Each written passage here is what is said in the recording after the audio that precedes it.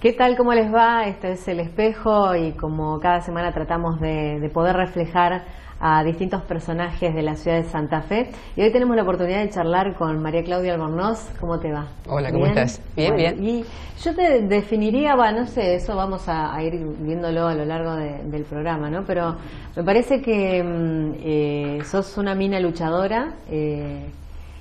Y a lo mejor fuiste durante toda tu vida, ¿no? Luchadora en distintos ámbitos de la vida, pero convengamos en que hay una María Claudia antes y después de 2003, ¿no? Sí, yo creo que hay una ciudad de Santa Fe antes y después, y sobre todo lo que nos pasó en el oeste de la ciudad de Santa Fe nos cambió la vida a todos los vecinos y a las vecinas. Pero en definitiva creo que me he hecho más visible después de la inundación, seguramente. ¿Nacida dónde? Nacida en Chalet, un 5 de abril de 1965. Hasta digo el año, mira. Bueno, pero todavía tenés posibilidad de decirlo sin problema. Sí, como siempre digo, todavía puedo correr el colectivo. Claro. Nacida en Barrio Chalet, familia numerosa. Sí, somos 5 hermanos. Ajá. 5 hermanos, 17 sobrinos y algo así como 15 sobrinos nietos. ¿Toda la familia todavía vive en el barrio o ya cada uno se fue para otros lados? Sí, han tomado rumbos diferentes. Ajá. Yo soy la más chica de 5 y soy la que se quedó con mamá. Y los otros, el mayor falleció, pero vivía en Santo Tomé. Después el tercero también falleció en un accidente automovilístico y tenemos uno en España, en Barajas, y mi hermana, la mayor sería, está en Córdoba. Ajá. Así que estamos desparramados por el ¿Siempre en la mundo. misma casa? Siempre en la misma casa. Ajá. En la misma casa que nací es en la casa que vivo. ¿Y tus hijos laburantes, los dos o no? Sí, mis viejos los dos laburantes. Mi papá trabajaba en Agua y Energía, también un activo sindicalista. Y mi vieja, peluquera, trabajó siempre en casa y bueno, más el trabajo de la casa que era mucho con 5 hijos. ¿Cómo eran tus viejos? Y ¿Eran con pinches? Mi papá era terrible. Mi papá, digamos, era le gustaba la isla, le gustaba el club, fundador de clubes, fundador del Náutico Sur. Fue el primero que vivió y trabajó en el camping de Luz y Fuerza, él lo levantó. Nosotros vivimos un tiempo, ahí cuando yo tenía 11 años, en la época del proceso. Y así que mi viejo era un personaje. Muy emprendedor. Sí, un tipo muy sociable. Y por eso su inserción, digamos, el Club Náutico Sur nace a las orillas de la caleta donde está hoy el club, en el rancho de él en realidad. Él tenía un rancho donde pescaba, se juntaban los amigos y de esa forma nació la idea de armar un club, porque estaba el Yacht Club en donde estaban las embarcaciones caras y ellos querían un club para los villitas. Esa era su idea. Entonces así se juntó con los amigos y fundó el Náutico Sur. ¿Y tu vieja, vos decías, peluquera? Mi vieja peluquera, que es una de las artes que seguimos varios de nosotros. Yo también soy peluquera, mi hermana también es peluquera. Mis hermanos hacían de peluqueros a veces también. Y aparte seguramente los ponían para hacerle cualquier cosa. También, sí, eran conejitos de India y yo, porque era la menor. Así que sí, éramos conejitos de India. El que está ahora en España, Marcelo y yo, que éramos los más chicos. Y mi mamá también, una mujer que crió sobrinos, o sea, a pesar de tener una familia numerosa, siempre había lugar en casa para que alguien más pueda vivir si no la estaba pasando bien donde estaba. Así que siempre en casa mucha gente, ahí en Chalet. Como de puertas abiertas, digamos. Sí, de mucha gente que iba y que venía. Mi papá, después que se jubila, se dedica a la isla. Él se iba 3 meses a la isla, tenía una isla porque era guardabosques. Y se iba 3 meses y se iba con la barba acá y volvía con la barba así grandota y bueno, así que no lo veíamos muy seguido. También muy solitario, digamos, entonces le gustaba la vida. Sí, no tan solitario porque al aire libre. Claro, sí. en realidad iba con los amigos. Digamos que todo. se llenaba. La isla se llamaba, él le había puesto la Isla de Dios. Una isla que está en el medio del Paraná, en dirección a Diamante, y se llama Arbolita en realidad. Pero un día cayó un rayo en un árbol y mi papá vio una señal y le puso ahí la Isla de Dios, como no era modesto para nada, y era la isla de él, entonces terminó siendo la Isla de Dios.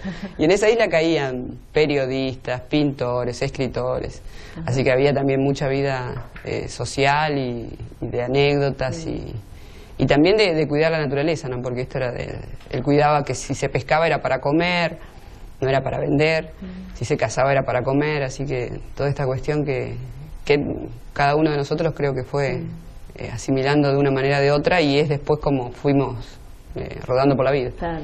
¿Y cómo recordás ese barrio Chalet de tu infancia? Y Chalet siempre fue un barrio de trabajadores, ¿no? Porque era la época en donde la Argentina tenía movilidad de clases. Mis viejos no habían terminado la primaria, mi papá tenía segundo grado, y a través del trabajo habían podido conseguir la casa propia en Chalet.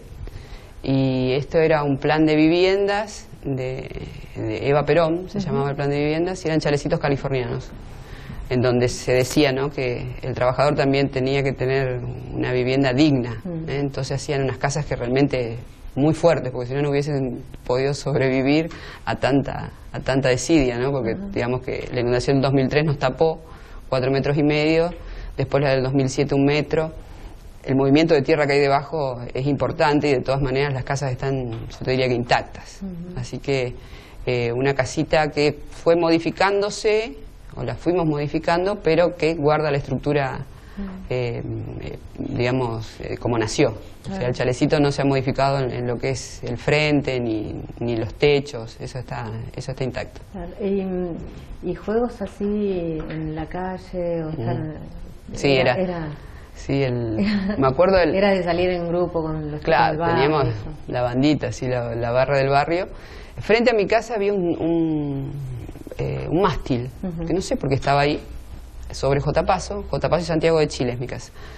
Y en ese mástil era donde nos juntábamos todas las tardecitas, después de tomar la leche, salíamos a jugar y de ahí jugábamos, nos caíamos. Yo tengo golpes en toda la cabeza, cicatrices que son de caernos, de jugar y caernos de esos, de ese que nunca supe por qué estaba ahí, ¿no? Un mástil para arriar una bandera y nunca supimos por qué, y es más, nos preguntamos hoy y todavía no entendemos. Pero bueno, realmente mis viejos estaban medio cansados porque era el lugar de encuentro de todos los vecinitos y las vecinitas, y realmente era bastante insoportable. Sí, insoportable. ¿Y eran de hacer maldades?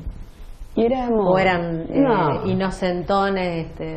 Sí, los juegos eran la pifia, la escondida, el rinraje, pero teníamos que ir más lejos porque obviamente nos conocían. En la zona, o sea que tampoco se podía tocar el timbre porque era más que obvio que te iban a enganchar. Pero después sí, escondidas, mucha pifia, esas pelotas que armábamos. ¿Alguna macana grosa? ¿Que alguna reprimenda especial de tu hijo? No, con los amigos sobre todo, ¿no? Porque había amigos que eran insoportables. Yo tenía un perro que era dog, un perro, un ovejero alemán bastante malo, lo teníamos siempre adentro. Entonces en carnaval los chicos por ahí abusaban de sus fuerzas y a las mujeres, a las chicas nos tiraban muy fuerte con bombitas. Y bueno, así que habíamos organizado con mis sobrinas, porque mis sobrinas, la menor, yo le llevo 5 años a la menor, a la mayor, perdón. Estábamos siempre juntas, habíamos hecho una bandita y los chicos nos tiraban con todo. Así que un día saqué el perro y le dije ataque, porque estaba adiestrado, y así como terminó José Luis, un amigo que casi compartimos la misma edad, porque yo tengo 45 y cumplo el 5 de abril y él cumple el 7 de abril, así que casi somos mellizos. Y bueno, José Luis terminó abajo del perro y después los padres retándome a mí, mi papá retándome también por semejante atropello, pero realmente el perro era hasta ahí, porque lo agarraba del cuello pero no hacía nada más. Estaba asegurado. ¿Noviecito de la infancia? Y noviecito, ¿sí? Noviecito de la infancia. Sí, porque viste que cocinábamos todo en el barrio. Y en realidad el noviecito fue un novio muy significativo. Empecé a los 15 con compromiso mediante hasta los 22, en donde hubo ruptura, con mucho drama. ¿Del barrio? Del barrio. Del barrio. Pero tenemos fotos juntos desde el año. Así que sí, y bueno, era la misma banda, ¿no? Que era... Después fuimos creciendo, hacíamos las fiestas en cada una de las casas, los bailecitos ahí dentro del barrio. Después ya salíamos al Parque del Sur, ahí íbamos a tomar sol, y también la misma banda, bueno, y así cada uno salía con novia y novio. ¿Y eso se trasladó, digamos, tus amigos del barrio son los mismos que compañeros de escuela, por ejemplo? ¿Compartían la escuela? Sí, íbamos a la Belgrano. Ajá. Muchos íbamos a la Belgrano, en mi familia la mayoría de mis hermanos, a la Belgrano que está ahí en Amenábar y San Jerónimo. Y ya éramos era una tradición. Pero los vecinos también, porque era una de las escuelas que nos quedaba, escuela pública que nos quedaba cerca. Junto sí, con Zulma, Eli, Oscar, con ellos íbamos juntos. ¿O media vaga? No, sí, no era vaga, vaguísima. Pero me salían las cosas rápido. O sea, no tenía que sentarme mucho. Eras inteligente, sabías resolver. Sabía resolver. El paso. Sí, totalmente, eso sí. Sí, he sido escolta de bandera. Pero ya te digo, no por esfuerzo. Claro. No había esfuerzo, no había demasiado esfuerzo, sino que era más bien pícara, rápida, en entender las cosas, en hacerla ahí mismo, o sea, no hacía tarea en casa. Tampoco mi mamá me podía ayudar porque ella no había terminado la primaria, o sea que yo me tenía que arreglar más o menos solita. ¿Y en tu casa se hablaba de política, por ejemplo? Siempre. En mi casa se respiraba política. Mi papá era sindicalista, mi mamá, digamos que funcionaba activamente, socialmente, muy fuerte también, claro. En el barrio, con los familiares, con parientes. Y también al tener la peluquería ahí mismo, o sea que había mucha gente en donde se hablaba de todo. Y mis hermanos también fueron dirigentes sindicales, así que en casa sí, siempre... Sobre todo los mayores. ¿Y había peleas así? ¿O todos más o menos coincidían? Y nosotros éramos peronistas, somos peronistas de cuna. Había peleas cuando se hablaba mal de Perón, seguro. El que me sigue a mí, Marcelo, terminó por otros caminos, es radical. O sea que imagínate que ahí también había peleas, pero ya más grandes, no cuando éramos chicos. Aparte hay mucha diferencia de edad. O sea, yo nací cuando el mayor tenía 20 años. Mi hermana 18 y Hugo 19. El que menos me lleva es Marcelo, que tiene 8 años más que yo. Entonces los más grandes, digamos, que eran los que de alguna manera coincidían, por lo general, tanto en la música, Roberto Carlos, todas estas cosas con las que nos torturaban, a nosotros los más chiquitos, digamos que se habían criado juntos el pelotón de los mayores. Y nosotros los más chicos éramos los que por ahí... acatábamos lo que nos decían porque eran más o menos como papá y mamá también. ¿Y vos qué figura te hacías de Perón? ¿Vivías mucho de la imagen de Perón, era más de nostalgia de lo que representaba para una gran parte de los argentinos? Claro, nosotros estábamos viviendo en un barrio que era el barrio Eva Perón.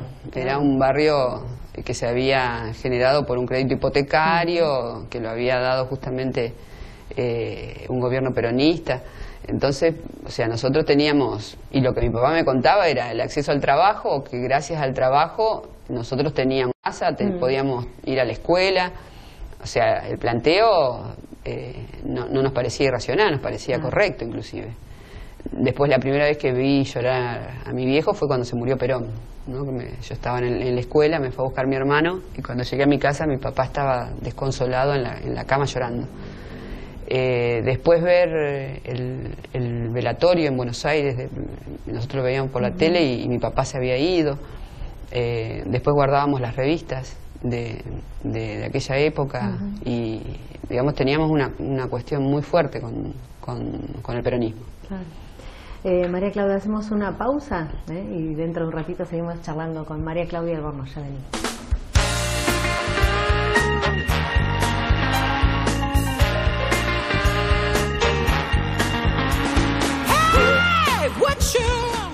Continuamos aquí en El Espejo con María Claudia Albornoz y deseamos un antes y un después de esta mujer santafesina a partir de lo vivido en las inundaciones.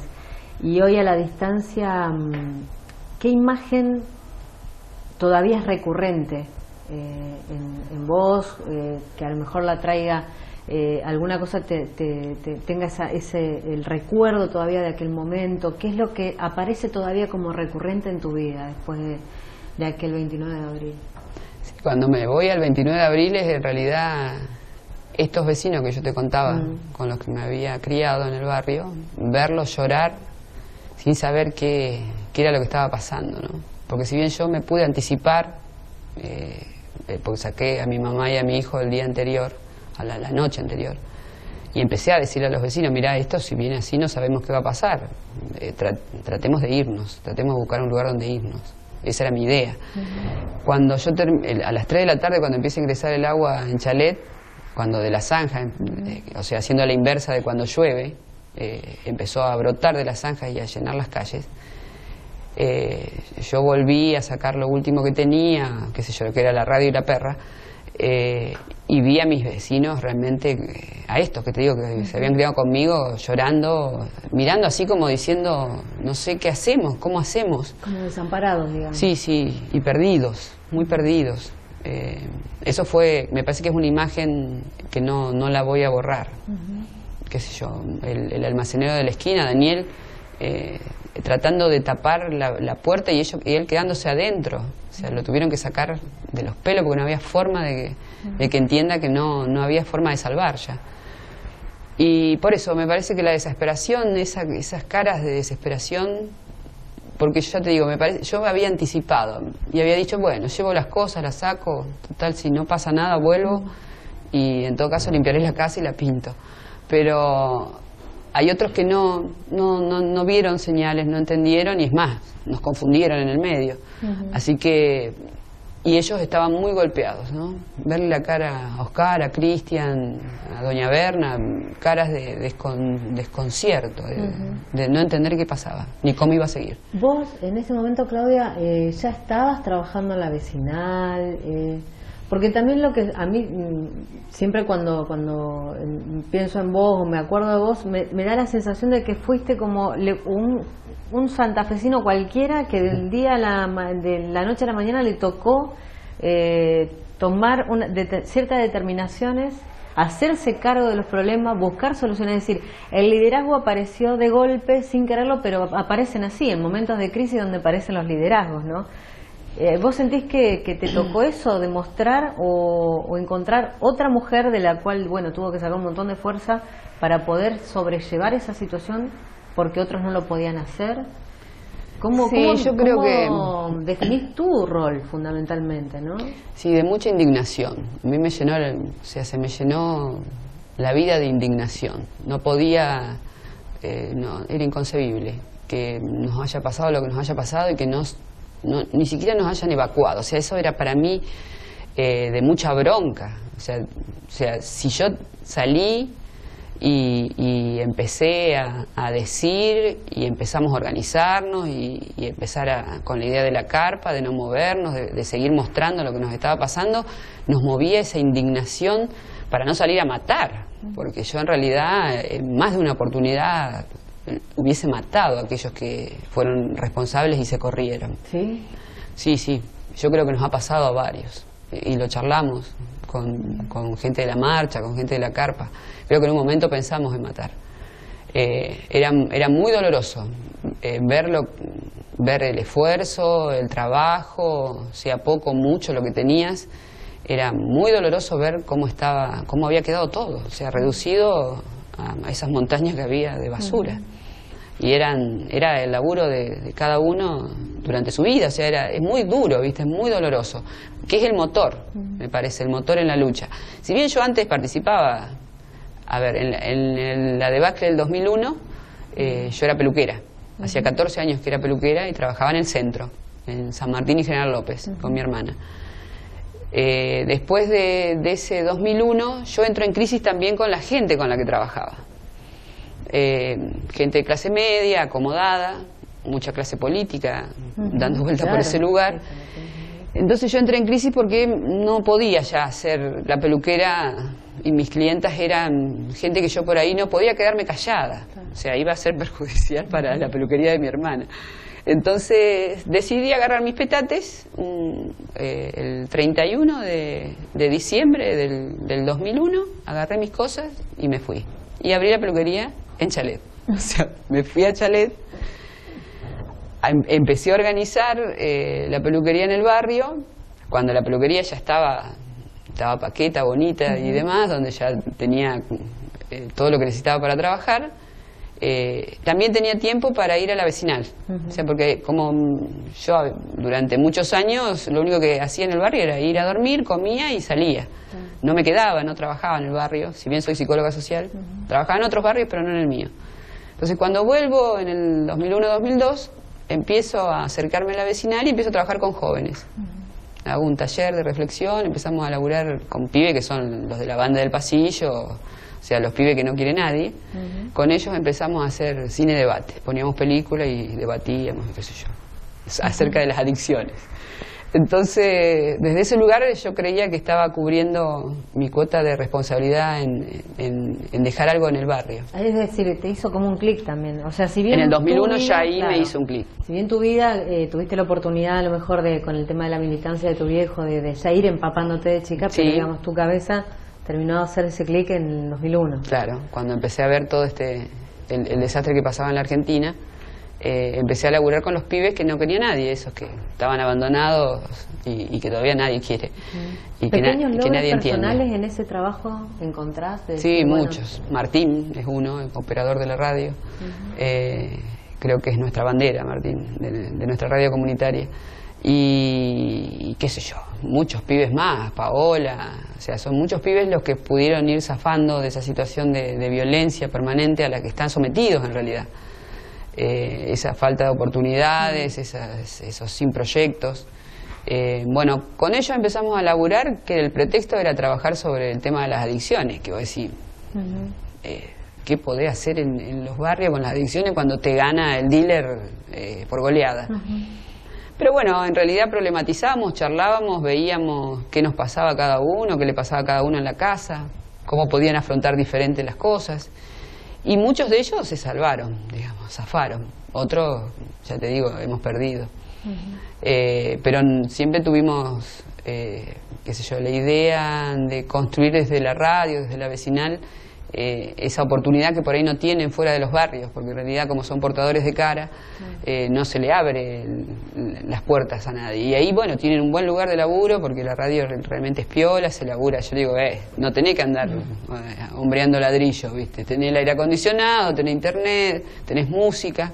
Así los chicos salieron de escuchar solamente cumbia y hoy, digamos, te pueden poner la música que sea más conveniente cuando vos estás hablando, porque hasta son productores en los programas de radio. Digamos, para vos, para tu trabajo, fueron buenas herramientas tanto la comunicación a través de la FM como la vecinal, digamos. Sí, que caí en la radio en realidad porque... En la radio también, en el 2002 empezamos, antes de la inundación, que era en el apoyo escolar donde estaban los chicos estudiando. Nosotros teníamos un vidriecito así y de este lado con el maestro, con Roque, que también es vecino, que nos criamos juntos en la misma vereda, empezamos a hacer radio. Pero así era, de ponerse a contar cosas o agarrar cositas por internet o a veces comprar el diario y leer más o menos lo que pasaba. Pero ahí fuimos nos damos cuenta de que lo que contaban de nosotros no era así, era mentira lo que había ahí. Entonces dijimos, bueno, ahí vamos a tener que empezar a hacer producción del barrio, vamos a preguntar nosotros y vamos a decir a través de la radio. Obviamente era chiquito el alcance. Después fuimos, ahora tenemos 1 kilo y 2 pancitos, 1 kilo 200, hay potencia ahora. Claro. Pero antes éramos muy chiquitos. Y bueno, y también llegó la inundación, sacamos los equipos. Entre las cosas que salvamos los equipos. Y después cuando bajó el agua y empezamos a acomodar, prendimos de nuevo la radio y ahí digamos que se empezó a fortalecer esta idea con los chicos. Había vida. Sí, sí, totalmente. Pero ahí es donde yo me descubro en esto de decir. Porque también los periodistas venían, me hacían hablar, yo sí, ¿por qué lo debo estar diciendo de una manera particular? Claro, a vos. Claro, viste. Antes yo por ahí subía a un taxi y me decía, usted tiene voz de locutora, ¿viste? O tenés voz de locutora. Y yo decía, puede ser de fumar, voz gruesa, que siempre odiaba mi voz gruesa. Bueno, y de a poco me descubrí entonces en la radio, pero como una herramienta de transformación, una herramienta política en realidad. Hablando de política, ¿qué opinas de la política? ¿Crees en la política? Sí, creo que es la única que nos puede salvar, como es la única que nos va a hundir también. Yo creo que todos somos políticos en realidad y políticas. Modificamos en la vida cotidiana lo que no nos gusta. Algunos elegimos ideológicamente, algunos eligen salvarse solos, otros elegimos salvarnos entre todos. pero me parece que es una gran herramienta de transformación. ¿Te molestó cuando el gobernador Wiener habló de los santafesinos como que padecíamos el síndrome de Estocolmo con las elecciones cuando triunfó Reutemann? ¿Te molestó eso? Sí, me pareció una falta de respeto. Me parece que no se terminan de analizar las causas, todas las causas. Siempre se analiza una. Como, ¿viste? Siempre pasa lo mismo en época de elecciones y siempre la culpa la tenemos nosotros. O sea, nos inundaron. Encima parece que lo votamos, ¿viste? Siempre la culpa la tenemos. Es como que estás rindiendo examen permanentemente, ¿viste? ¿Cuántos hay en la plaza? ¿Eran muchos? ¿Eran 500? ¿Eran 1000? ¿Eran 10.000? ¿Cuántos se juntaron? ¿Viste? Como parece si que siempre de eso dependiera la verdad, de justicia que van a claro, necesitar. Como que de 100 o 200 o 100.000 depende la verdad. Pero en esa situación siempre estar en examen, ¿viste? Sería, me parece, un poco más sano de parte de aquella clase que dirige, preguntarse qué hicieron ellos, en todo caso, hacerse autocrítica. Me parece que la autocrítica le funcionaría bien a muchos. Nos funcionaría bien a todos, obviamente, pero en realidad la clase política y dirigente hoy me parece que tendría que preguntarse qué hice yo, qué responsabilidad tengo en este sentido. Porque los inundados, de los inundados no se dicen muchas cosas, como por ejemplo en la primera elección, que fue a los meses de haber estado inundados, con un impacto impresionante, donde había mucha gente que no tenía documentos. O sea, lo que se leyó de cómo votó el oeste se leyó mal, porque no se leyó correctamente. Yo empecé a analizar, y es más, desesperadamente mandaba a los periodistas diciendo, miren que esto es así, no es la culpa no la tenemos nosotros, que gane Reutemann y que sea senador y que gane Obey. Y después, bueno, la lectura que también hay que hacer al respecto de las identidades. Yo te hablaba de que mi casa era una casa peronista, y cuando vos perdiste todo, lo único que te queda es la identidad. Y vos sobre esto te agarrás fuertemente, que puede ser, sos de Colón o de Unión, esa camiseta no te las cambiás. Si sos peronista, venís así de una historia que también es muy dolorosa sacártela y ponerte otra. Y ya te digo, había un impacto muy grande, así que hubo una parte que lo votó, otra parte ni siquiera fue a votar, porque los niveles de ausentismo después en el 2003 fueron terribles y eso no lo leyó nadie. Otro que anuló el voto, muchísima gente que lo anuló, que es más, le puso la foto de los inundadores. Y bueno, son lecturas que se hacen parciales. El gobernador Wiener, cuando habla nuevamente del síndrome de Estocolmo, tampoco hace el análisis de que Reutemann no es el gran elector. Reutemann perdió muchísimo en estos años, y yo creo que la responsabilidad de que perdió muchísimo la tenemos nosotros. Yo creo que esto es así. Si bien los sectores del campo lo han apoyado, creo, en esta última elección, que no, a ellos no le dijo que tenían el síndrome de Estocolmo, nos dijo a nosotros los inundados. Bueno, me parece que yo creo que sería más sano que se haga autocrítica, que cada uno haga la autocrítica que le corresponde para ver cómo están las cosas bien dadas. Y la última, ¿accederías a ocupar un cargo público? No, mis aspiraciones son al respecto de lo social. O sea, mi trabajo fundamentalmente pasa por lo social. Para eso me formé también como psicóloga social. Y yo creo que la transformación y el cambio yo lo apuesto desde esos lugares. Yo no veo hoy un lugar de pertenencia de política partidaria, no encuentro ese partido. Tal vez si lo formáramos desde los vecinos, sería otra cosa. Es un camino muy largo, es muy largo de recorrer. Hoy los partidos políticos no representan lo que yo respeto. Claudia, gracias. No, gracias a ustedes. Nos despedimos hasta la semana que viene.